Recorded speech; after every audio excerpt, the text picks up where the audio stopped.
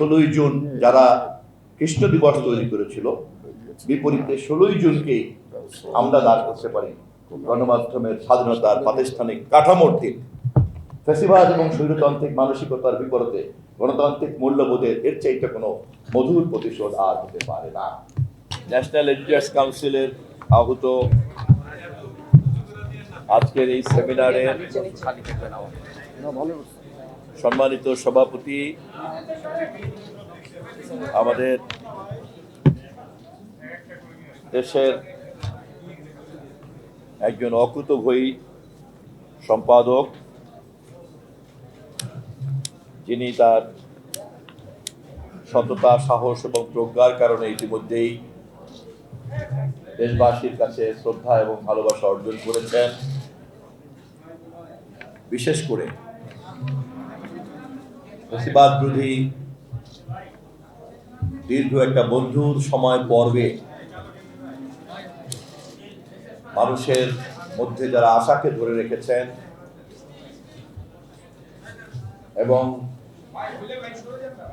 অন্যায়ের বিরুদ্ধে ন্যায়ের পক্ষে এই দৃঢ়চেতা ভূমিকার মধ্য দিয়ে জাতিকে আশান্বিত রেখেছেন, সেই শ্রদ্ধাভাজন জনাব মাহমুদুর রহমান, সম্পাদক দৈনিক আমার দেশ, আজকের এই সেমিনারে প্রবন্ধ উপস্থাপন করেছেন। আমার দীর্ঘদিনের বন্ধু, আরেকজন বাংলাদেশের গণমাধ্যম জগতে দীর্ঘদিনের একজন পরীক্ষিত নেতা জনাব মারুফ কামাল খান সোহেল, ডানে বামে যারা উপস্থিত আছেন, সম্পাদক বৃন্দ, সাংবাদিক বৃন্দ এবং জাতীয় সম্পাদক পরিষদের নেতৃবৃন্দ, কর্মকর্তা বৃন্দ, সবাই যেহেতু আমরা খুব পরিচিত এবং ছোট পরিসরে আছি, সেজন্য আর নাম বলে আমি সময়টা নষ্ট করলাম না। নিশ্চয়ই আমাদের একে অপরকে চেনার ব্যাপারে খুবই আস্থাবান। আমি প্রথমে খুবই ব্যক্তিগতভাবে কৃতজ্ঞতা জানাই যে ঘটনা পরম্পরায় এই জাতীয় সম্পাদক পরিষদের জন্মের পরে আজকে যে প্রথম অনুষ্ঠান, আমি সেই অনুষ্ঠানে উপস্থিত হতে পেরেছি। এটি আমার জন্য একটি সৌভাগ্যজনক ঘটনা পরম্পরা এবং আমি আশা করি যে আপনাদের এই জাতীয় সম্পাদক পরিষদের তৎপরতা বাংলাদেশের গণমাধ্যমের দায়িত্বশীল স্বাধীনতাকে কাঠামোবদ্ধ করার যে কাজ জনাব তারেক রহমানের সরকার করে চলছে, আপনাদের ভূমিকা সেই কাজকে সহযোগিতা করবে। আমি একটু দীর্ঘ আলোচনা করার ইচ্ছা ছিল, কিন্তু আমার আরো কিছু গুরুত্বপূর্ণ কাজে যেহেতু 1টা বাজার আগেই আমাকে সচিবালয়ে প্রবেশ করতে হবে মাননীয় প্রধানমন্ত্রীর দপ্তরে, সেজন্য এবং আমি মাহমুদ ভাইয়ের কিছু কথা শুনতে চাই, সে কারণে আমি আমার পুরনো সাজানো বক্তৃতা ফেলে দিয়ে আমি কিছু কথা এখন বলবো আর কি। এই যে পেপারটা হাজির করেছেন আমার বন্ধু সোহেল ভাই, আমি সরাসরি পেপারের শেষ পাতায় উনি যে 2টি প্যারাগ্রাফ লিখেছেন, আমি সেখানে চলে যাচ্ছি। মিডিয়া পুনর্গঠনে স্বাধীন গণমাধ্যম কমিশন গঠন অপরিহার্য। এক্ষেত্রে সময়ক্ষেপণ না করা ভালো। এই কমিশন মিডিয়ার প্রতিটি ক্ষেত্রের বিরাজমান সমস্যা চিহ্নিত করে সমাধানের পথ বাতলাবে।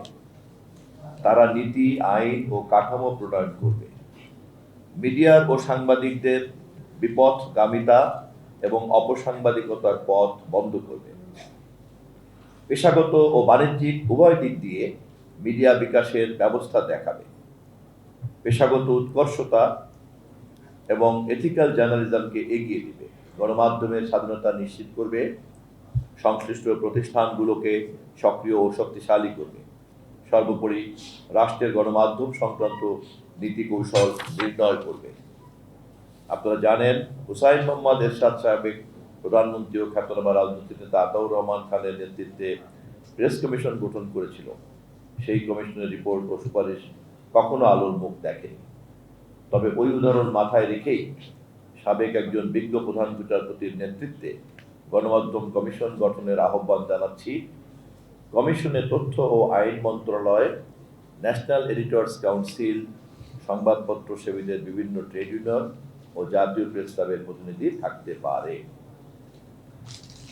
আমি বিশ্বাস করি এবং আমি ধরে নিচ্ছি যে এই উপস্থাপিত আজকের এই আলোচনা পত্রের এটাই হচ্ছে নির্যাস এবং এটাই হলো আপনাদের সকলের সম্মিলিত বক্তব্য এবং সর্বসম্মত বক্তব্য।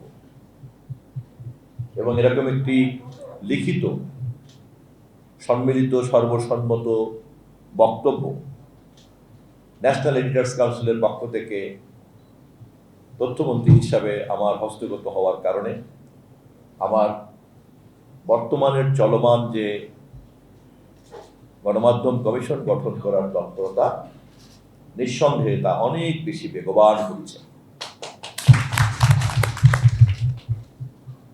এই প্রসঙ্গেই আমি আপনাদেরকে বিনীতভাবে স্মরণ করিয়ে দিতে চাই, গণমাধ্যমের স্বাধীনতা নিয়ে যখনই আমরা কথা বলি তখন স্বয়ংক্রিয়ভাবেই কিন্তু বহু মতের সহ অবস্থানের কথা বলি। গণমাধ্যমের দায়িত্বশীলতার কথা যখন আমরা বলি তখন স্বয়ংক্রিয়ভাবেই কিন্তু আমরা গণমাধ্যমের জবাবদিহিতার কথা বলি। যে আয়নায় আমরা চেহারা দেখি সেই আয়না যত বেশি নিখুঁত হবে তত বেশি আমরা পরিষ্কার চেহারা দেখতে পাব। গণমাধ্যম সমাজের এবং রাষ্ট্রের আয়না, অতএব গণমাধ্যমকে অবশ্যই নিখুঁত হতে হবে এবং সেই গণমাধ্যম নিখুঁত করে গড়ে তোলা এবং তাকে নিখুঁত রাখা এ দায়িত্বও কিন্তু গণমাধ্যমকে পালন করতে হবে। এবং আমি বিশ্বাস করি আপনাদের মতো বিজ্ঞ সম্পাদকরা অবশ্যই আপনারা আপনাদের চেতনার মধ্যে তা ধারণ করেন। কিন্তু দুর্ভাগ্যজনকভাবে একজন সংবাদপত্র পাঠক হিসাবে আমার কাছে মনে হয়েছে এই সংক্রান্ত যাবতীয় যত উদ্যোগ, সব উদ্যোগগুলি সকল সময় কিছুটা ছিল আংশিক এবং যেহেতু তা কখনোই পূর্ণাঙ্গতা পায়নি এবং যেহেতু সেই পূর্ণাঙ্গ মতামত কখনোই কাঠামোবদ্ধ হয়নি, সে কারণেই বাংলাদেশের গণমাধ্যম একটি শক্তিশালী প্রতিষ্ঠান হিসাবে গড়ে তুলতে আমরা পারিনি। অবশ্যই বিগত দিনের সকল সরকার এ দায় দায়িত্ব বহন করা উচিত এবং এই বস্তুনিষ্ঠ দৃষ্টিভঙ্গির উপরে দাঁড়াতে না পারলে ভবিষ্যতেও একটি স্বাধীন এবং একটি দায়িত্বশীল গণমাধ্যম কমিশন কিন্তু গঠন করা যাবে না। সেই কারণে আমি মনে করি আপনাদের জাতীয় সম্পাদক পরিষদ সহ অন্যান্য সকল সংগঠন, জাতীয় সম্পাদক কাউন্সিল সহ অন্যান্য যে সকল সংগঠন আছে, সংবাদপত্র মালিক সমিতি, সম্পাদকদের সংগঠন, সাংবাদিকদের সংগঠন, ইউনিয়ন, এমনকি প্রেসের এবং সংবাদপত্রের যে কর্মকর্তা তাদের যে সংগঠন, আমি ইতিমধ্যেই ধারাবাহিকভাবে সবার সঙ্গে কথা বলেছি এবং আমি চেষ্টা করছি ধারাবাহিকভাবে সকলের সঙ্গেই মাননীয় প্রধানমন্ত্রীর সঙ্গে দেখা করিয়ে দেওয়ার। আমি আশা করি আপনাদেরকেও এই সংগঠনকে খুব দ্রুতই মাননীয় প্রধানমন্ত্রীর সঙ্গে যদি আপনারা সাক্ষাৎ করার আগ্রহ প্রকাশ করেন আপনাদের সম্মতি সাপেক্ষে, আপনাদেরটাও আমরা সেই ব্যবস্থা করতে পারবো ইনশাআল্লাহ। এই কাজগুলি করার মূলত উদ্দেশ্য হচ্ছে যে সকল পক্ষকে একটি সুনির্দিষ্ট লক্ষ্যে ঐক্যবদ্ধ করা।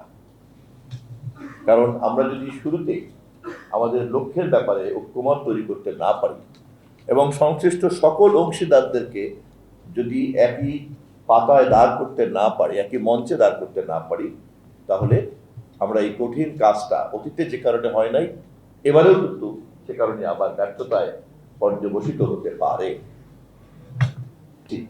যেই দিন 1975-এ সমস্ত গণমাধ্যমের কণ্ঠস্বরকে হত্যা করা হয়েছিল, অতএব আজকের এই দিনটি কেবলমাত্রই তা নয়, এমনও হতে পারে আমরা সকলে মিলে এই দিনটিকে বাংলাদেশের গণমাধ্যমের স্বাধীনতা দিবস হিসেবেও আমরা চর্চা করতে পারি অথবা নির্ধারণ করতে পারি।